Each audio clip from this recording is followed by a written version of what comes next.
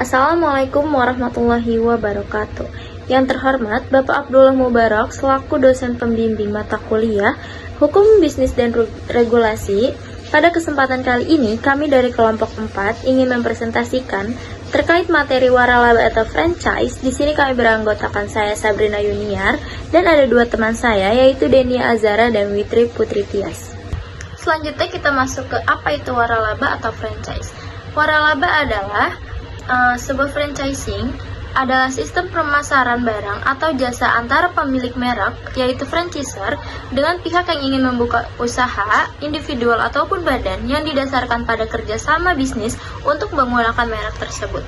Franchisor memberikan hak kepada franchise untuk menggunakan merek, produk, dan sistem operasionalnya.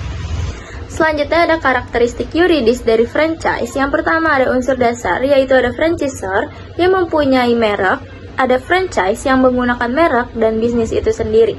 Yang kedua, produk bisnis unik dan konsep bisnis total. Yang ketiga, franchise menjual produk dan franchisor menerima VII dan royalti. Yang keempat, ada pelatihan manajemen dan skill khusus. Dan yang terakhir, ada pembelian produk langsung dari franchisor. Selanjutnya, dalam sebuah franchise, pasti ada yang namanya keuntungan dan kerugian di dalam bisnis yang berbentuk waralaba. Yang pertama ada keuntungan. Keuntungan itu ada yang mereknya menjadi terkenal, standar kualitas dan keseragaman, jasa khusus pemasaran dan pencatatan, saran pemilihan lokasi, desain dan outlet, pemasaran dan pemodalan, dan yang terakhir metode dan prosedur operasi produk. Selanjutnya juga ada kerugian. Kerugiannya yaitu penekanan kontrak, kualitas franchisor, tingkat ketergantungan yang tinggi, kebijakan-kebijakan franchisor, dan yang terakhir reputasi dan citra merek turun apabila terjadi kesalahan dari franchise. Selanjutnya ada jenis-jenis franchise. Jenis-jenis franchise ini dibagi menjadi 4. Yang pertama, produk franchise. Produk franchise ini produsen menggunakan produk franchise untuk mengatur bagaimana cara pedagang eceran menjual produk yang dihasilkan oleh produsen. Contohnya itu seperti toko ban dan anti karat. Dan yang kedua itu ada manufacturing franchise. Manufacturing franchise ini memberikan hak pada suatu badan usaha untuk membuat suatu produk dan menjualnya pada masyarakat. Contohnya itu seperti penjual minuman botol. Dan yang ketiga ada business opportunity ventures. Bentuk ini secara khusus mengharuskan pemilik bisnis untuk membeli dan mendistribusikan produk-produk dari suatu perusahaan tertentu. Contohnya itu seperti penjualan mesin otomatis. Dan yang keempat ada business format franchise.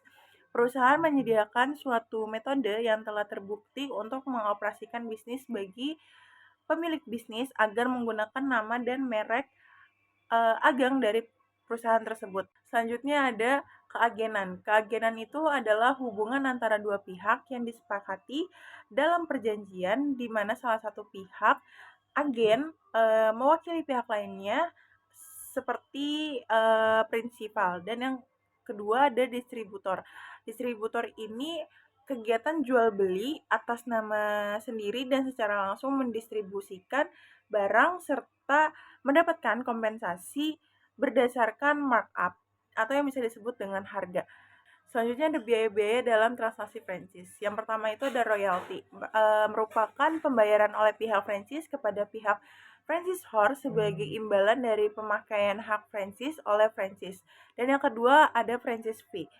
Franchise fee merupakan pembayaran yang harus dilakukan oleh pihak franchise kepada pihak franchisor. Dan yang ketiga ada direct expense, merupakan biaya langsung yang harus dikeluarkan sehubungan dengan pembukaan atau pengembangan suatu bisnis franchise. Selanjutnya ada biaya-biaya lain yang ada dalam transaksi franchise. Yang keempat yang itu ada biaya sewa. Biaya sewa ini sendiri tergantung pada franchisornya, apakah mereka menyediakan atau tidak menyediakan tempat bisnis bagi franchisee. Apabila mereka menyediakan, maka franchisee tidak perlu membayar harga sewa lagi.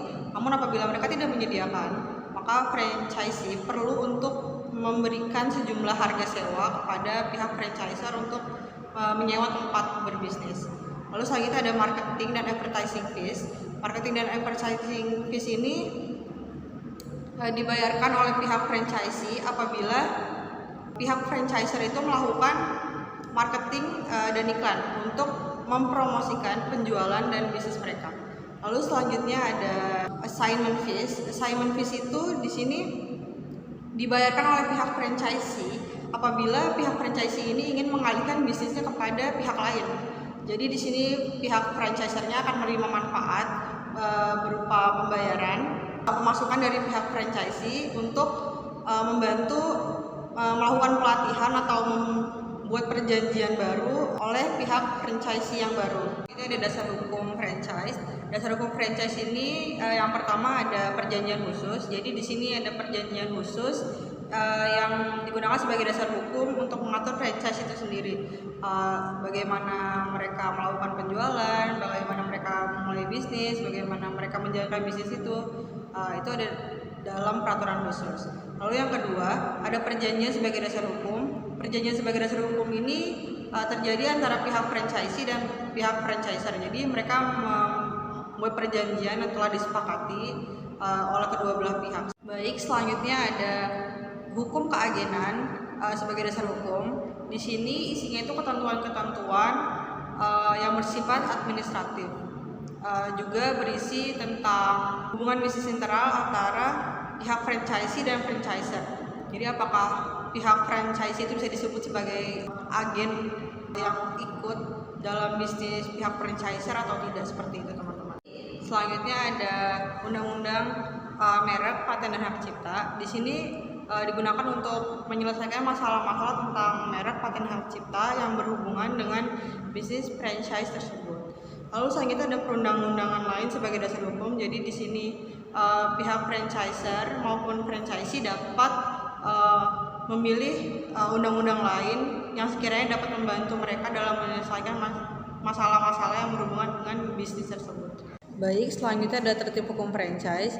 Jadi pelaksanaan suatu franchise itu memerlukan tindakan-tindakan ketertiban agar suatu franchise dapat berjalan dengan baik. Yang pertama itu suatu franchise harus didaftarkan. Lalu yang kedua, suatu franchise harus memegang teguh pada prinsip keterbukaan informasi. Yang ketiga, diperlukan suatu asosiasi franchise yang tangguh. Lalu yang keempat, perlu suatu kode etik dalam suatu franchise. Lalu yang terakhir adalah perlu guidelines oleh pemerintah terhadap klausula-klausula yang berlaku terhadap kontrak franchise. Selanjutnya di sini ada pertanyaan dan jawaban. Yang pertanyaan nomor 1, jelaskan pengertian dari franchise atau waralaba. Jawabannya, franchise adalah sistem pemasaran barang atau jasa atau teknologi yang didasarkan pada kerjasama tertutup dan terus-menerus antara pelaku-pelaku independen atau franchisor dan individual atau franchise dan terpisah baik secara legal dan keuangan. Ini ada pertanyaan nomor 2, yaitu apa yang saudara ketahui tentang konsep bisnis total? Coba saudara sebutkan dan jelaskan. Untuk jawabannya, konsep bisnis total franchise merupakan konsep bisnis total enggan penekanan pada bidang pemasaran. Karena itu, konsep franchise tidak jauh bergerak dari konsep 4, yaitu produk atau barang. Selanjutnya ada price atau harga, ada place atau tempat, dan promotion atau pemasaran. Selanjutnya ada pertanyaan nomor 3, coba saudara sebutkan dan jelaskan pos-pos biaya dalam sistem franchise yang normal. Yang pertama ada royalti, merupakan pembayaran oleh pihak franchise kepada franchisor sebagai imbalan dari pemakaian hak franchise oleh franchise. Selanjutnya ada pertanyaan nomor 4. Coba saudara sebutkan dan jelaskan dasar hukum dari berlakunya franchise. Jawabannya, perjanjian sebagai dasar hukum. Sebagaimana kita ketahui bahwa dalam hukum dikenal suatu asas yang disebut asas kebebasan berkontrak. Maksudnya para pihak bebas melakukan kontrak apapun sepanjang tidak bertentangan dengan hukum yang berlaku. Pertanyaan nomor 5.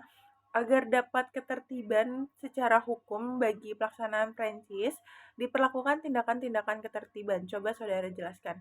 Jawabannya, tindakan-tindakan ketertiban sebagai berikut. Yang pertama, suatu franchise harus didaftarkan. Dan yang kedua, suatu franchise haruslah memegang teguh pada prinsip keterbukaan informasi. Dan yang ketiga, diperlukan suatu asosiasi franchise yang tangguh. Dan yang keempat, perlu suatu kode etik terhadap franchise. Pertanyaan nomor 6, apakah siapapun bisa menjadi pemilik waralaba? Jawabannya ya, bisa. Siapapun bisa menjadi pemilik waralaba asalkan memenuhi persyaratan yang ditetapkan oleh pewaralaba. Pertanyaan ketujuh, bagaimana cara bisnis kerja waralaba? Jadi cara kerjanya itu dengan pemberi kerja atau franchiser memberikan lisensi atau hak penggunaan merek dagang kepada penerima waralaba atau franchisee. Lalu nanti franchisee akan membayar biaya awal dan royalti bulanan kepada franchiser. Lalu yang kedelapan, kriteria apa yang harus dipenuhi oleh waralaba? Yaitu ada ciri khas yang unik, standar pelayanan yang baik dan unggul, serta dukungan yang berkelanjutan. Yang kesembilan, berapa modal awal yang dibutuhkan untuk memulai waralaba? Jadi modal awal yang diperlukan untuk memulai waralaba itu tergantung pada jenis usaha yang akan dijalankan dan perkiraan biaya yang dibutuhkan akan mengikuti. Lalu pertanyaan ke-10, bagaimana cara memilih waralaba yang berpotensi sukses? Cara memilih waralaba yang berpotensi sukses yaitu dengan mempertimbangkan minat, kemampuan, dan potensi pasar. Selain itu, perlu juga memperhitungkan risiko keuangan dan reputasi franchiser. Melalui pembahasan yang telah disampaikan, dapat disimpulkan bahwa franchise merupakan kegiatan jual beli barang atas nama sendiri dan secara langsung mendistribusikan barang serta mendapatkan kompensasi berdasarkan markup harga. Cukup sekian materi presentasi mengenai franchise. Semoga materi yang telah kami sampaikan dapat bermanfaat. Wassalamualaikum warahmatullahi wabarakatuh.